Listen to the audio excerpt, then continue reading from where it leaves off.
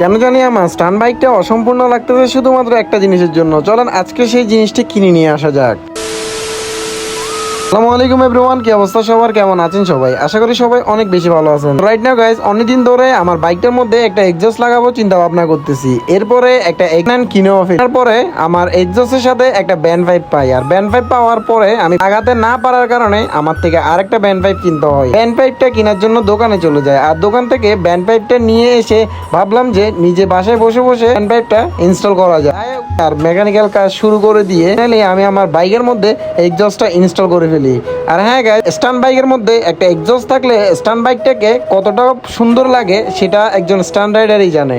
আর আজকে আমি যখন আমার বাইকের মধ্যে এক্সজস্টটা ইনস্টল করি, ইনস্টল করার পরে আমার থেকে ফিলিংস সো গুড লাগতেছিল, বিকজ আমি এক্সজস্টের আওয়াজ সাউন্ড অনেক শুনছি। তবে গাইস, নিজের হাতে এক্সজস্টটা ইনস্টল করার পরে এক্সজস্টের সাউন্ড শুনতে অনেক বেশি ভালো লাগতেছিল, বিকজ আমি অনেক দিন পরে নিজের হাতে নিজের বাইকের এক্সজস্টটা লাগাই ফেলি। সো গাইস, আজকের ভিডিওটা এই পর্যন্ত ছিল। ভিডিওটা কেমন ছিল অবশ্যই কমেন্ট করে জানাবেন।